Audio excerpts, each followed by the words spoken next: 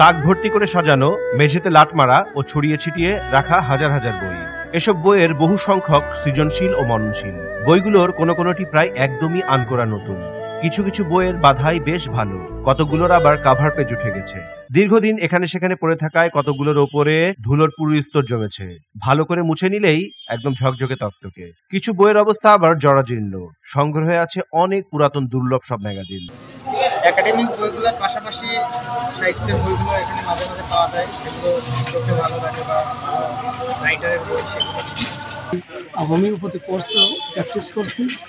মূলত আমাদের এই পুরাতন বইমেলা, আমাদের এই বইমেলা বিশেষ করে বইমেলা লাইব্রেরিতে আসা, আর এইটা শুধু যে পুরাতন দোকান বা পুরাতন লাইব্রেরি তা নয়, এটা হচ্ছে নতুন পুরাতন সব বই এখানে পাওয়া যায়। আমি এখানে মাঝে মধ্যে ফেরাই আসি। আমি পড়ালেখা শেষ করছি সরকারি ভিক্টোরিয়া কলেজ থেকে, অ্যাকাউন্টিং ডিপার্টমেন্ট থেকে। তো সে সময় থেকে আমার একাডেমিক যত বইগুলো লাগতো সেগুলোর আমাদের সে সময় নতুন বই প্রাইস অনেক বেশি থাকতো।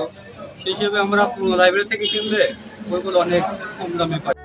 রাজধানী ঢাকার আর এক নীলক্ষেত যেন যশোর শহরের শিল্পকলা একাডেমি সড়কের পুরাতন বই বাজার। পুরাতন লাইব্রেরি বা পুরনো বইয়ের দোকান নামেও সমধিক পরিচিত।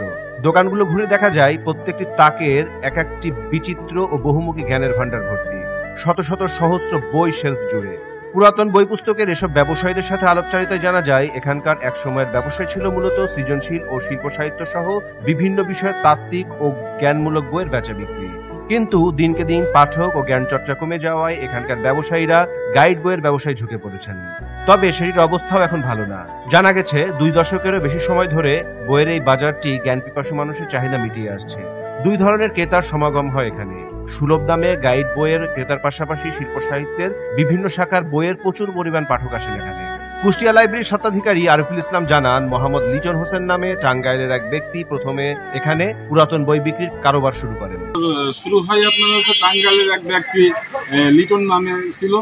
আর এখানে ভাই ভাই লাইব্রেরি দিয়ে, আদর্শ লাইব্রেরি দিয়ে এবং সোহাগ লাইব্রেরি থেকে শুরু হয়।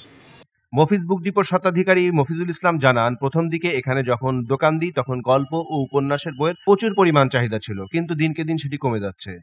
আগে গল্পের বই বিক্রি হতো, খুব ভালো মানের গল্পের বই ছিল, আমরা টুকটাক বিক্রি করতাম। আগে একটা গল্পের বইয়ের একটা চাহিদা ছিল ভালো। এখন বর্তমানে গল্পের বই খুব চাহিদা কমে গেছে, এখন অনেক দাম এবং বান্ডিং ভালো না। হ্যাঁ, আগে অনেক কমে কিন্তু কেনা যেত, অনেক সস্তায় বিক্রি হতো। সরেজমিন শহরের পুরাতন বইয়ের এই লাইব্রেরিগুলো ঘুরে দেখা যায় দেশি বিদেশি, বাংলা এবং ইংরেজি ভাষার নানান ম্যাগাজিন। সানন্দা, দেশ পত্রিকা সহ বিভিন্ন দৈনিক সংবাদপত্রের ঈদ সংখ্যা ও অন্যান্য পুরনো ম্যাগাজিনের সংগ্রহ রয়েছে এখানে। এছাড়া বাংলা সাহিত্যের ক্লাসিক পর্যায়ের সব ধরনের বই এখানে পাওয়া যায়।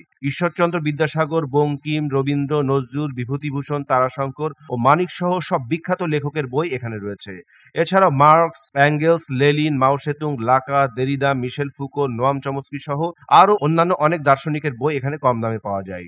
বিশ্ব সাহিত্যের অনেক ভালো মানের অনুবাদের বই খুঁজলে এখানে প্রায়শই মেলে। পুরাতন লাইব্রেরির এক একটি দোকানে ঢু মারলে চোখের সামনে ভেসে ওঠে ভিন্ন এক জগতের চিত্র।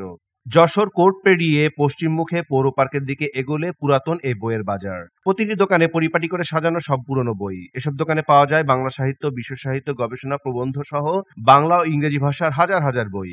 বইমেলা নামে একটি দোকানের স্বত্বাধিকারী তরিকুল ইসলাম বলেন, একসময় গল্প উপন্যাসের বই বিক্রি ঘিরে এই ব্যবসায় গড়ে উঠেছিল।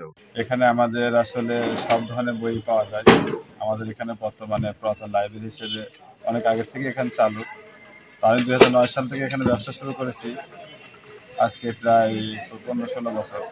আদর্শ লাইব্রেরির স্বত্বাধিকারী খলিলুর রহমান বলেন, বর্তমানে এখানে বইয়ের দোকানের সংখ্যা 29টি, কিন্তু দিনকে দিন ব্যবসায়ের যেরকম অবনতি, তাদের ব্যবসায়ের সংখ্যা আরো কমে যাবে। গল্প, উপন্যাস, কবিতা, সাহিত্য এসব দিয়ে, যেমন রাশিয়ান বই চলতো ওই সময় বেশি, এখন রাশিয়ান বইটা কম চলে।